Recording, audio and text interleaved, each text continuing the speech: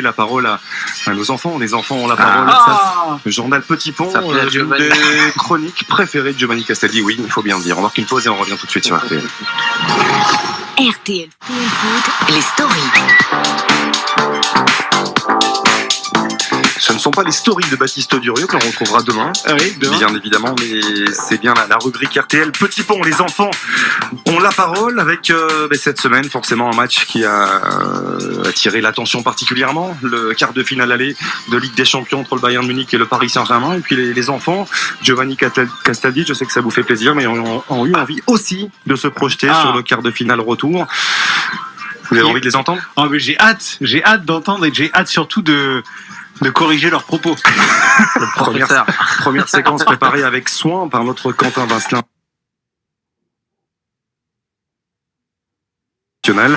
En quelque sorte un débrief de ce quart de finale aller de la part de nos enfants qu'on prend toujours autant de plaisir à retrouver chaque semaine. Oscar, 15 ans. Roman, 13 ans. Nino, 12 ans. Joshua, 11 ans. Gaston, 11 ans. Joseph, 14 ans. C'était un très beau match, une très belle affiche et c'est une fierté quand même d'avoir gagné contre les champions d'Europe en titre. Un match très intéressant à regarder, il y avait beaucoup d'intensité. Depuis les éliminatoires de cet été, j'avais pas vu autant d'intensité parisienne. Le PSG a eu un peu de chance. On a juste, par rapport à l'équipe du Bayern, eu plus de réalisme. Le Bayern, on peut voir qu'ils ont quand même fait 31 ou 32 tirs, je sais plus, ce qui est énorme.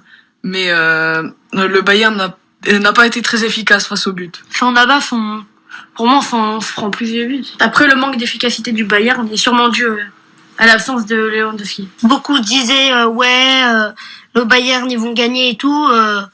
Franchement, on leur a montré que même un club de France, on pouvait avoir notre place, même si on nous critiquait, on pouvait être plus fort que les autres. Moi, je pense que déjà l'arrivée de Pochettino, il a eu une influence quand même sur l'équipe et il y a eu aussi, je pense, une prise de maturité.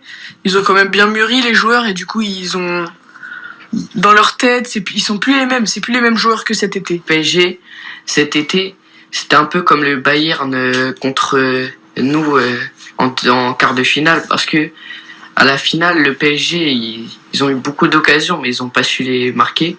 Et là, on a vu que le PSG, ils n'ont pas eu beaucoup d'occasions et qu'ils les ont marquées. Moi, ce que j'ai le plus aimé, c'est le but de Marquinhos. C'est un peu un but... C'est un but de vainqueur, un peu. On pouvait sentir toute la rage de Marquinhos. En plus, c'était magnifique, puisque la passe de Neymar, elle est quand même splendide. Personne s'y attendait. Et franchement, c'est cette action qui m'a le plus marqué dans le match.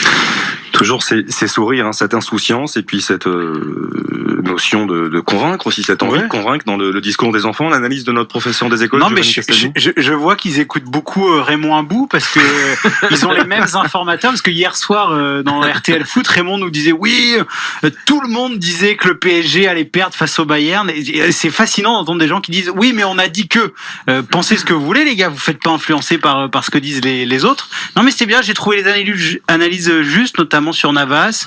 Ouais. Je suis un peu plus mitigé sur le côté on a vu des vainqueurs, etc. C'est une double confrontation, il y a que 3-2. Le Bayern, ils peuvent très bien gagner 4-0 au Parc, donc c'est contraire à ce qu'on a vu sur la finale, puisque ça jouait sur une rencontre, mais ils sont en progrès, les enfants. Voilà. Il a mis quand même son petit tacle, t'as vu? Oui, toujours. C'est des enfants, ça fait plaisir. Quand on dit en progrès, bien. Effectivement, c'est que tout n'a pas été parfait. Du coup, ça appelle à la deuxième séquence. Optimiste ou non pour le retour, ces enfants, par rapport à ce que vous disiez à l'instant, Giovanni? On les écoute. Pour moi, le PSG a déjà un pied en demi-finale, parce que c'est un petit peu le principe de match aller, match retour. Quand tu gagnes le match aller, t'es à moitié en demi-finale. Pour l'instant, t'y es. Pour moi, le plus compliqué est déjà passé. On a fait le plus dur selon moi, parce que gagner à Munich, sous la neige en plus, c'était quand même assez compliqué. Le match retour, on aura un peu plus de joueurs. Et franchement, ça peut faire l'affaire aussi au match retour. C'est à la fin du bal qu'on paye les musiciens. Parce que si pas que le PSG prenne la grosse tête parce qu'ils peuvent perdre, du coup, faut qu'ils se donnent à fond. Moi, je pense que le match retour, il va être comme le match aller, très serré. Le Bayern auront l'envie de revanche, l'envie de passer surtout. PSG vont quand même devoir jouer parce que faut pas qu'ils se relâchent. Parce que le Bayern, ils sont capables de mettre 3-0. Le Bayern a sorti un très très bon match quand même au match aller. Et au match retour, avec un Paris Saint-Germain un peu plus fébrile, ou avec peut-être plus d'absence, ou avec des joueurs qui ont moins envie, ou avec des joueurs qui se disent qu'ils sont déjà en demi-finale, le Bayern peut être au-dessus, et c'est ça aussi qui ont fait leur force sur certains matchs. Donc le PSG a gagné le match aller, c'est déjà une très bonne chose. Alors après, si les gens veulent employer la métaphore du fait que le PSG a un pied en demi-finale, le Bayern peut aussi mettre un pied au match retour, il peut même mettre les deux pieds en 90 minutes. Donc ça va être compliqué pour le Paris Saint-Germain, je pense, mais ils peuvent le faire, et puis c'est toujours possible. Faudrait pas que le PSG se dise on a gagné le match aller, c'est bon, on tient le match. Non, faut toujours avoir l'envie de victoire. Comme disait Nino, faut pas qu'ils tombent dans la facilité. Je vous soupçonne, Giovanni, d'aller leur donner des petites leçons la semaine. Mais parce que c'est exactement le discours que vous avez tenu avant de lancer cette deuxième séquence. Non, mais c'est bien qu'il n'y ait pas d'enflammade, parce que c'est qu'un match aller, et que moi je suis navré. S'il y a 2 fois la même rencontre, et je pense que la physionomie peut être la même au Parc des Princes, t'es pas obligé d'être ultra efficace comme ils l'ont été à Munich. Donc je pense quand même que les Parisiens devront être un petit peu plus hauts, devront défendre un petit peu plus en avançant, et de subir autant comme ils l'ont fait à l'Allianz Arena, par moment c'est un peu suicidaire, quoi. Je veux dire, le Bayern a ultra dominé cette rencontre, alors que tu sois efficace et que tu n'aies pas la possession, que tu ne domines pas. On l'a encore vu cet après-midi entre Leeds et City. Leeds a frappé 2 fois au but, ils ont gagné 2-1. C'est la magie du football, c'est la vérité d'un match. Quand tu as une double confrontation, tu peux pas te permettre de subir comme ça. On l'a notamment vu avec le Paris Saint-Germain face au Barça, où à l'aller il y a une démonstration 4-1, et au retour ils ont ultra subi, ils ont fait un partout. Ça ne peut être que la vérité d'un match. Donc je pense que le PSG devra monter un visage un petit peu plus conquérant au Parc des Princes. Vraiment. Surtout le PSG ne doit pas avoir peur. À chaque fois quand le PSG fait des résultats en Ligue des Champions et qu'ils sont devant, on l'a vu avec Manchester quand ils ont joué contre, on a dit l'équipe C, ils jouent avec la peur. Contre Barcelone au match retour, c'est avec la peur. Chelsea, quand il y a eu un accident contre le Barça retour. Un petit truc, mais 3 fois rien. C'est des bricoles, ça, c'est des bricoles marquées dans l'histoire à vie. Ça, c'est gravé au fer rouge, monsieur, des bricoles. Ça, on appelle ça des bricoles. Mais voilà, contre Chelsea, quand Dembaba il marque, pareil, à la fin.